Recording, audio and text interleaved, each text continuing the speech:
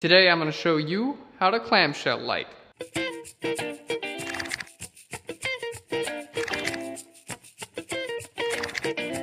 Hey guys, welcome to Phlearn. My name is Aaron Nace. You can find me on Twitter at aknace, or you can find me here on phlearn.com. That's 5 days a week. We make these videos 5 days a week, helping you guys get better at photography, Photoshop, and everything else in the world.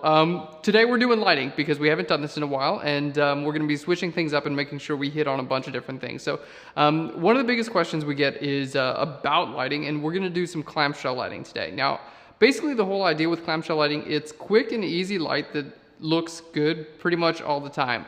This is light you want to use if you don't want to show your subjects, like for subjects that are slightly older or maybe a little bit overweight. This is going to help the wrinkles in their face, or areas under their chin and things like that kind of blend in. So this isn't necessarily something you'd want to use for like beauty, but if you were photographing, say like if I wanted to photograph one of the members of my family, I'd probably use clamshell lighting because it's going to make everyone look good. Basically, the idea for clamshell lighting is you have a light right above a subject. Amelia, would you mind zooming out? So you have a light right above your subject and a light right below your subject, and the camera looks right in between two. So we're using just a regular white umbrella here. So it's got a black side on it, so it reflects back more. We're using an umbrella here, and we've got a softbox here. And so the video camera's off axis a little bit, but Amelia is going to be standing right here taking a picture right here. So basically your subject looks directly into both of your lights. And what this does is you want your top light to be a little bit stronger than your bottom light, like a 3-to-1 ratio. And normally we talk a lot about in photography using like a key light, and so this would be your key light here. And it's just the light that comes from usually above is what you want to be more powerful. You can always break rules, but in general, if you want something to look good, make the more powerful light come from above. The light down below, this is what's called a fill light. And because they're both so close, the camera's just really gonna like peek through these. Now, we're in a studio here, we've got like 15-foot ceilings, which is great. I've done this plenty of times in my house, and it's a bit harder in your house because you don't have as much room. So if you can't use such a large umbrella, maybe try using like a small softbox. Like this is just a 24x36 softbox that we're using here, and that'll help out with space a little bit more. Another trick is instead of, you can see there's no like light stands right here. We've got a light here and a light here. So we've actually got a boom. Could you come around and show the boom here? Can they see the boom? All right. There we go. So we've got a boom. The light stand is actually right over here, and we've got it boomed out so there's no light stand right in the way of the actual person you want to take the picture of. And it's on a boom there. This is an Avenger boom. It's a mini boom in case you guys are curious. So the light stand is actually off to the side. It's got a sandbag on it. It's weighted on either side. It's got a sandbag on the bottom of the light stand, and it's got a sandbag at the end of the boom. So it's weighted, and that's what's keeping the light here. So the reason you have to use a boom like this is just to keep the light stands out of play, because we've got lights literally right on axis. So let's go ahead and start taking some pictures. This is clamshell lighting, and again, it's perfect lighting for just about every scene, and it's relatively simple.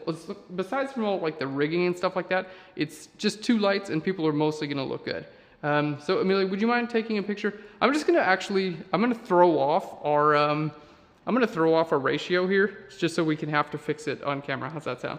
When you're doing something like this, guys, try to stay in about the same place every time, and lighting like this is relatively specific. So if you guys are doing test lighting or something like that, put maybe like a mark on the floor, and then when you have your subject here, just say like put your toes on the mark, and they'll know exactly where to stand. Because if I'm a couple feet back or a couple feet forward, that really changes how much light is going to hit my face. So I'm going to try to get in the same place every single time. And actually, I'm going to have Amelia adjust the power of that one down below, and I'll adjust this one because I can reach it.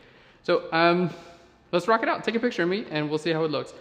Okay, so what you want to do is you can always use light meters, and we did meter these to like figure out what we wanted to do, but I'll show you this, and you can just put it on the screen, right? There's too much light on the bottom. Basically, this is what our fill light is, and you don't want it to be as strong as your main light, or else you get something that, like, I look horrible in this picture. It like totally flattens you out, so you really don't want to do that. So Amelia, would you mind lowering that about a stop? And there's some sliders on the back of these lights. We're using just alien bees and white lightning, so very simple lights. But you can just kind of like lower the power of your light, and then you won't get as much. So what we're trying to get here is we're trying to get this light to fill in the shadows. So we don't want our shadows going completely black, but we don't want our shadows to be brighter than the light coming from above either. Right on. So there we go. That does look better. I think we could even lower the power of this a little bit more. So if you want to lower it about a half stop more, I think that'll get us what we want there. I'll hand the camera back to you after you do that. So we're looking for really nice, like, even light. And the other great thing about this light is because both your lights are so close to the camera. I mean, they're literally in between the camera and the subject. And because they're so close, you can see that there's a lot of reflection in the eyes of the subjects, what's called catch lights. You can see like a huge catch light up there and a large catch light down there, and it's gonna make your subject eyes like glow and be bright and happy and fun, and just generally makes people look good. All right, ready? Perfect. And that's exactly what we want, guys. So this is not gonna be like the most harsh lighting or crazy or conceptual lighting. This is not like stylized by any means at all, but it is just solid, good lighting, and I think it's perfect. So if you guys have any other questions, this is, by the way, we're using just an umbrella and a softbox here. I chose the umbrella for the top because I tend to like round reflections for my key light. That's just a personal preference. You could use like an octabox. You could use umbrellas for both. You could use softboxes for both. Really, you can use it however you want. The only thing that it's gonna really dictate is like how large your light source is. So that's gonna be like how hard or how soft your shadows are. And also the shape of whatever your object is gonna actually reflect in your eye. And we'll crop into a detail in my eye so you can actually see the clamshell lighting in effect there. All right, guys, that's it. I hope you guys learned a lot. If you have any questions about this or anything else with lighting, let us know in a comment box below. Hope to Phlearn you later. Bye, guys.